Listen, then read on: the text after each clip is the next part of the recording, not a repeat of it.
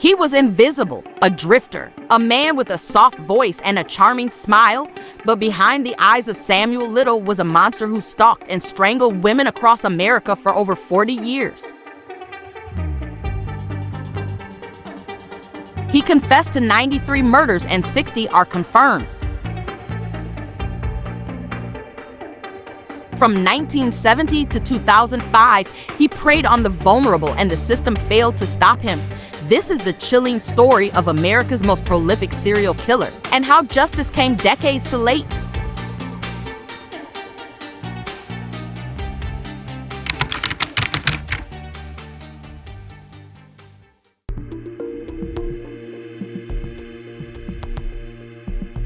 Born in rural Georgia in 1940, Samuel Little never had a chance at a normal life.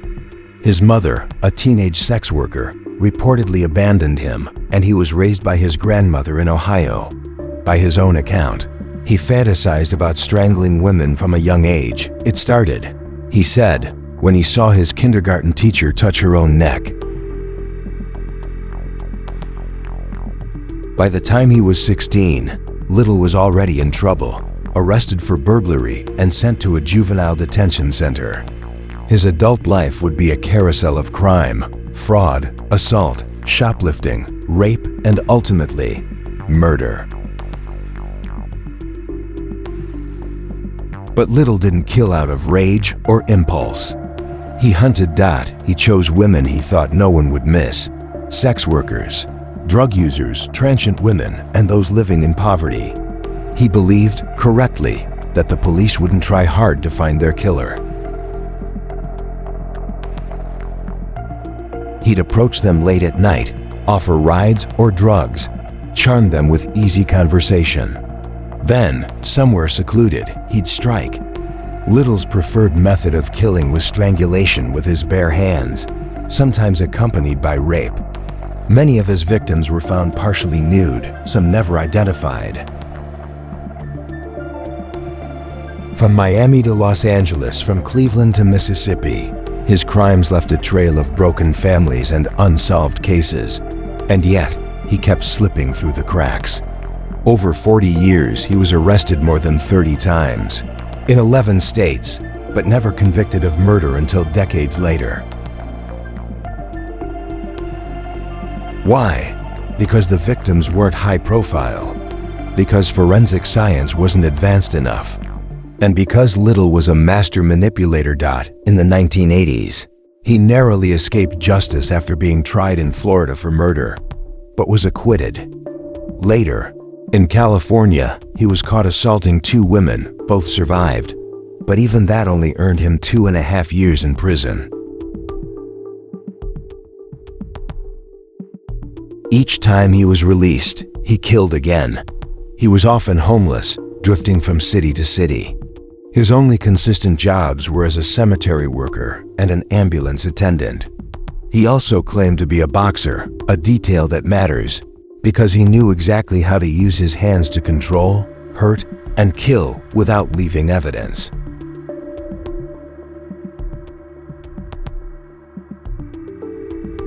He didn't shoot or stab. He strangled, a slow, silent method that left little trace, and for decades, he got away with it. It wasn't until 2012 that Samuel Little's past began to catch up with him. He was arrested at a homeless shelter in Louisville, Kentucky, and extradited to California for a drug charge. But this time, they had something more: DNA evidence. The samples connected him to 3 cold cases in Los Angeles, 3 women found beaten, raped, and strangled in the 1980s.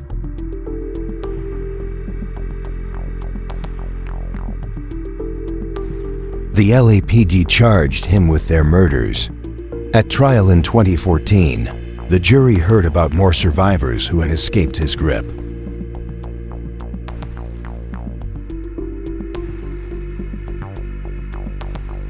He was finally sentenced to life in prison without parole. But the story didn't end there. In 2018, a Texas Ranger named James Holland visited Little in prison and started asking questions. What happened next stunned the FBI. Little confessed. Not to 3 murders, Not even 10. He confessed to 93 killings.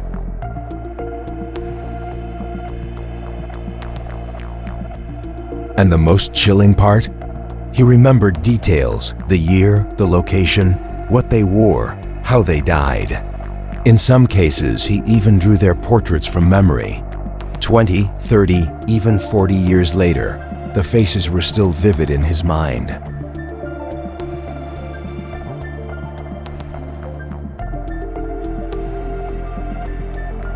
He described a victim he picked up in New Orleans in 1973. Another he dumped off a cliff in Mississippi in 1978. A woman in Los Angeles who told him she was pregnant. A sex worker in Ohio. A teenage girl in Florida. Many of these women had been listed as Jane Does for decades, and Little's confessions finally gave them names.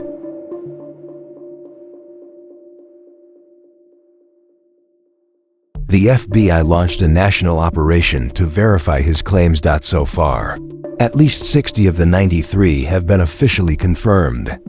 That makes Little the most prolific serial killer in U.S. history. And yet, his motive was never clear. He didn't kill for money or fame or even out of hate. When asked why he strangled women, he simply said, "It felt like heaven." In interviews, Little showed zero remorse. He smiled while describing the murders. Sometimes he laughed that one of the FBI agents called him evil personified. Samuel Little died in 2020 at age 80 in a California prison. He was never tried for most of his murders, but his confessions gave closure to dozens of families who had waited decades for answers. And perhaps most haunting of all, there are still victims out there who have never been identified, still families waiting, still sketches with no names. Samuel Little is gone, but the shadows he left behind may never fully disappear.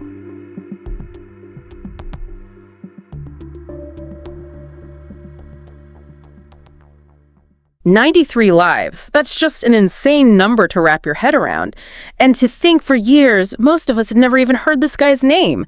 Today, we're going deep on Samuel Little, most prolific serial killer in U.S. history. How does someone commit so many murders and just disappear? It really is a staggering case, and that's exactly what we're going to dig into. We've got files, reports, interviews. We're going to try and understand how Little managed to evade justice for so long, and of course, confront the truly horrific implications of his crimes for the victims, their families, and for how we think about justice itself. So paint a picture for us. Who was Samuel Little? Where did it all begin?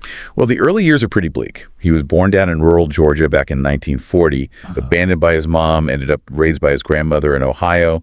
Not exactly a recipe for a stable upbringing, right? No, definitely not. I mean, what kind of impact does that have on a kid? That kind of early trauma? Well, in Little's case, it seems to have been pretty profound. And what's truly disturbing is how early some of his more unsettling tendencies seem to have emerged. He actually claimed to have had fantasies about strangling women from a very young age, even talked about a specific incident with his kindergarten teacher. If that's true, it's a terrifying glimpse into how early these incredibly dark urges can take root. Wow.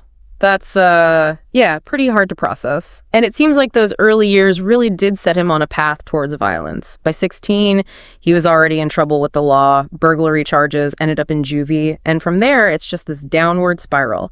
Fraud, assault, shoplifting, and a lot of sexual assault. So not just petty stuff, we're talking violent offenses. Exactly. And that pattern of escalating criminal behavior, it's unfortunately pretty common, especially when you're looking at individuals who go on to commit really serious violent crimes. Yeah. So, those early run-ins with the law, they represent missed opportunities, potential points of intervention. But for whatever reason, and there are a lot of complex reasons, the system just failed to redirect him. Yeah. And when he finally turned to murder, there was a real method to his madness. He wasn't just picking victims at random. What stood out to you about how Little chose his targets? It's chillingly calculated. He almost exclusively preyed on the most vulnerable members of society. Sex workers, drug users, transient women, anyone living in poverty. These were people he knew often slipped through the cracks. He believed, and sadly he was often right, that their disappearances wouldn't be investigated with the same urgency or resources as other cases. Yeah. It's awful. He basically weaponized those societal biases. Precisely. He exploited the fact that these were often marginalized communities. The very people who need the most protection from the system, they were the ones least likely to be seen, heard, or truly helped when they were in danger. A truly awful indictment of our priorities, wouldn't you say? Absolutely. So talk us through his actual MO. How did he operate? Well, he would typically approach women late at night, often offering rides or drugs, anything to gain their trust, playing the role of a good Samaritan, incredibly manipulative. And then the actual method of killing was almost always manual strangulation, sometimes with rape. He rarely used traditional weapons like guns or knives, and that was no accident. Less forensic evidence that way. Right. It was all about minimizing the risk of getting caught. And strangulation, it's a more intimate, controlled act, maybe didn't leave the kind of obvious trauma that investigators at the time were trained to look for. And of course, back then, DNA analysis wasn't as advanced as it is today. So those subtle signs of manual strangulation could be easily missed or misinterpreted. And it wasn't just one city, one state. This guy was all over the map. Oh, absolutely. Coast to coast, Yeah. Miami to LA, Cleveland down to Mississippi, a spider web of violence spanning decades. And that's another huge factor in how he evaded justice for so long. Right. No central database back then. No way to easily connect the dots. Exactly. And you got to remember, communication between different jurisdictions, different police departments, it wasn't what it is today. So Little could strike in one place, disappear, pop up somewhere else, leaving a trail of unconnected tragedies in his wake. It's like each crime was a separate puzzle piece and nobody had the full picture. It's just mind-boggling that he racked up over 30 arrests in 11 states and not a single murder conviction for all those years. Well, we've already touched on the biggest reasons. The fact that he targeted marginalized women, the limitations of forensics at the time, the lack of communication between law enforcement agencies. But Little was also a master manipulator. He could blend into any environment. And then you add in his transient lifestyle, moving from city to city, taking on odd jobs.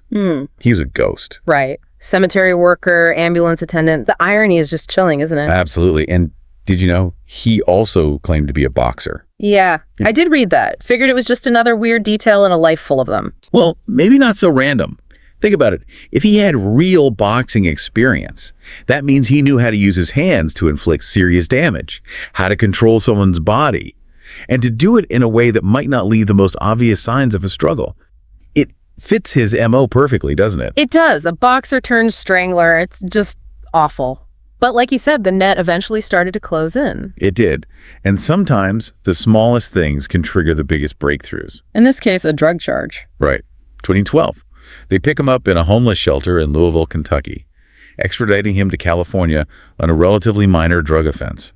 Who would have guessed that would be the beginning of the end for Samuel Little? Talk about fate, right? But why California? Well, once he was in California, they could run his DNA. And of course, by then, DNA technology had advanced significantly. And boom, suddenly they had a match. 3 unsolved murders in Los Angeles, all from the 80s. Cold cases that had haunted detectives for years, finally cracked wide open. And then that 2014 trial. I can't imagine what it must have been like for the families of those victims to finally see him face justice, however delayed it was. And to have survivors come forward willing to testify against him, knowing what he was capable of, that must have been incredibly powerful. Putting a human face on the horrors he'd committed, not just cold cases, but real people, real lives destroyed. He was sentenced to life without parole. Case closed. Right. Wrong. Enter Texas Ranger James Holland. 2018, he goes to visit Little in prison, and the whole story explodes. Holland was brilliant. He knew how to talk to Little, how to get him talking. And what followed was a deluge of confessions. 93 murders. It's almost impossible to comprehend. And the detail he could recall. I read that he could remember the year, the city, what his victims were wearing, the exact way he killed them, and he would draw these incredibly detailed portraits of them from memory decades later. How is that even possible? It's chilling, isn't it? For most of us, those kinds of memories, they'd be the ones we'd try hardest to bury. But for Little, they were trophies. It suggests a truly perverse and lasting connection to his victims, and a mind that was as sharp as it was twisted. So many Jane Doe cases suddenly solved. Victims who had been nameless for years, finally identified. Families who'd been living in agonizing limbo, finally getting some answers. It must have been both a relief and utterly devastating for them. Closure is such a loaded word in these situations, isn't it? It's not like those families can simply move on, forget.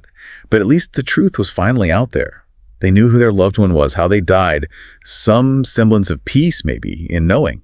The FBI then launched this massive operation to verify all of Little's claims. It was a nationwide effort, really unprecedented, and the confirmed number, at least 60. 60 murders. It's just unfathomable. It really puts the scope of his crimes into perspective, doesn't it?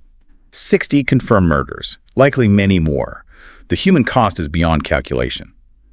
And just think about the resources it took for the FBI to even try and confirm all of those confessions. We're talking hundreds of investigators, thousands of man-hours. It speaks to the truly unique and horrifying scale of this case. And then you've got his motive, or lack thereof. He didn't kill for money, didn't seem to crave notoriety. There was no obvious hatred driving him. He just talked about this feeling of heaven while he was strangling his victims. It's just incomprehensible. It really is. It points to a profound level of psychopathy, a complete inability to understand, let alone share, the suffering he was inflicting.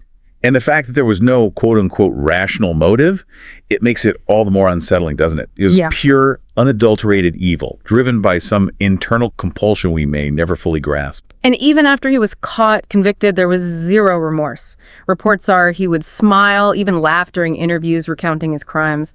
One FBI agent called him evil personified. That certainly tracks with a clinical definition of psychopathy. No empathy, no guilt, no conscience. Combine that with a manipulative personality, and you have a recipe for someone who can commit these kinds of atrocities without a flicker of hesitation. It's chilling. Samuel Little died in prison in 2020. 80 years old. Never faced trial for the vast majority of the murders he confessed to. Does that feel like justice? It's a complicated question. I mean, he was already serving life without parole, so in practical terms, what more could be done? But there's a symbolic aspect to trials, to convictions, that feels absent here. And of course, for the families of all those victims, especially the ones who were never identified, it's hard to imagine true closure without that formal recognition of their loved one's suffering. And that's the thing that stays with you, isn't it? Those unverified confessions, the possibility that there are more victims out there, still unknown. It's a haunting thought. And a reminder that even with all we've learned about Little, we may never know the full truth. That there are families who may never get answers, may never find peace. So as we wrap up, what do we take away from all of this? Samuel Little, a man who preyed on the most vulnerable, who turned systemic biases into his own twisted hunting ground. A man who operated in the shadows for decades, leaving behind a trail of heartbreak and unanswered questions. His case is a chilling testament to the dark side of human nature. But it also forces us to confront some hard truths about ourselves. How we value or devalue certain lives. How easily some fall through the cracks. And it underscores the vital importance of ongoing efforts to investigate cold cases, to seek justice for those who've been forgotten. Because every victim deserves a name, every story deserves to be told. Sobering words to end on, and a question for everyone listening.